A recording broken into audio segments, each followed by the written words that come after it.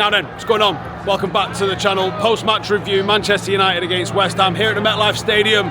United won 2-1 thanks to Bruno Fernandes scoring some absolute beauties. Second one in particular, really lovely goal. Now, it's pre-season. Typically, there's a few things that you tend to expect. 29 substitutes is usually one of those things. We didn't see that. It was like 65 minutes or so before he made the big changes. We usually see it at half-time, and then they kind of like ease that back towards the start of the season when you start seeing more 60s of your first 11. So I thought it was nice and interesting to see the first game on tour as a game where he's played what maybe he's thinking about as his first 11, or probably more closely aligned to being his strongest 11 in terms of those that are match fit and ready. Obviously Brian Mbeumo didn't feature. I can break a little bit of news for you. He's not going to feature on Wednesday either because I spoke to the gaffer today. Now I know I said I was going to try and speak to the gaffer and I was going to try and ask him a question in a press conference if I got the opportunity. I actually managed to run into Barada, Wilcox and Ruben Amorim. How did I manage that? Obviously I was with Rio, wasn't I? And I just fucking drafted in behind him as he was at the Players Hotel earlier today. But I stuck it on him. And I said, listen, I'm unapologetically going to ask you a question here. And the question I'm going to ask you is what I sort of said on the live that I did the other day, that if I get the opportunity. So I said, look, I understand the 68-10. I don't fully understand how the 2 works in your system and what responsibilities having the extra defender takes away from her. Can you let me know? And he could have gone, what? No. But he didn't do that.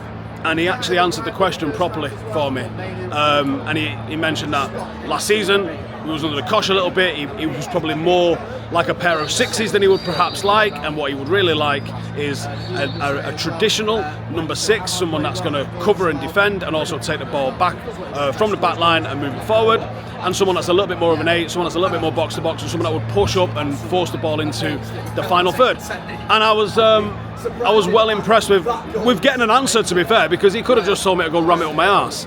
But I really liked that, and I liked how sort of confidently he gave it us, and how confidently he was like, yeah, here's what I'm after.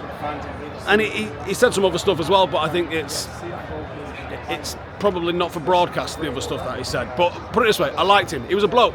The way he spoke was certainly not media trained answers. It was fantastic, and he went up quite a bit in my estimation for answering the question in the manner that he did. I also ran into Delo and Casemiro and Matthijs de Ligt.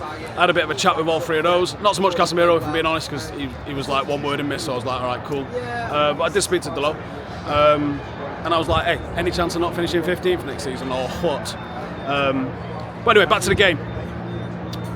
So armed with the straight from the horse's mouth ammunition that I got from the gaffer, I was trying to earnestly watch the movement in the midfield.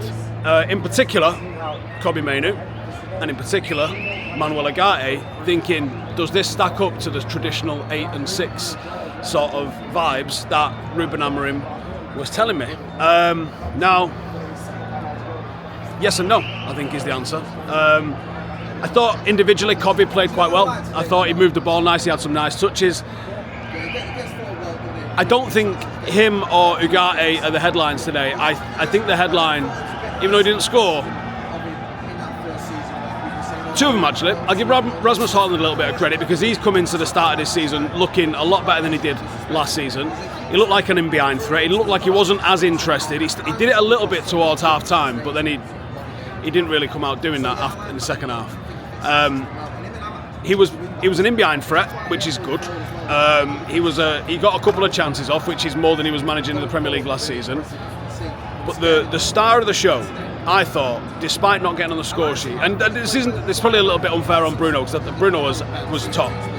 I felt the star of the show, realistically, was Cunha. He looks like a proper player. He looks like he's settled in, like it ain't shit. And I thought he made United tick, and I thought overall across the game, I see the stats flash up on the screen over there in the corner behind us, and or on that one actually. And it said that West Ham had more possession of the ball. Now, maybe they did, maybe they didn't. But it felt like United were a massive goal threat. It felt like United were the ones that were forcing the issue. It felt like United were the ones that were trying to make things happen. It felt like United were the ones that could go and score at will.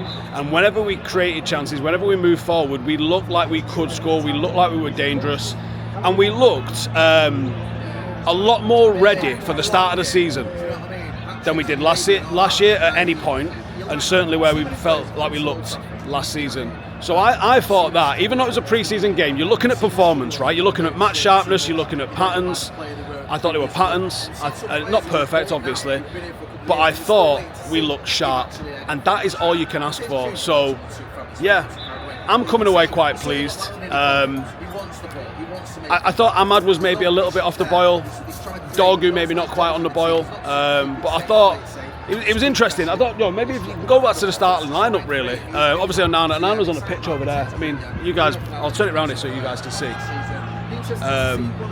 It's probably a little bit far away for you to see over there, but there's a full training session going on over there right now, which Brian and Bruno is part of. I can see Tom Heaton. I can see Mason Mount. In fact, the 11 that finished have all got bibs on, so they're playing as an 11, and basically everybody else looks like they're involved in that training session. A lot of kids that I don't recognise as well, to be fair, that are in there that I need a little bit more information on. But yeah, I thought very positive, very happy with it, and I hope the manager is happy with it as well, because that was a real good start, real positive start, and we got to build on that. Three lots of Premier League opposition presents a particular sort of set of things that you're going to be seeing. We had a look at Everton and Bournemouth before our game, and Bournemouth were a 3-0 probably doesn't cover them in correct amount of justice, to be honest with you, because I thought they were a lot better than the 3-0 suggests. They were really, really good. And I'll be honest with you, Everton looked shit. Now, obviously, it's Bournemouth next for us, but it is what it is. So, anyway, I enjoyed the game. Hopefully, you guys enjoyed the game. I know it's late o'clock here in Manchester in the UK if you're watching from over there. So, if you've stayed up to check out the review, much love and all that stuff.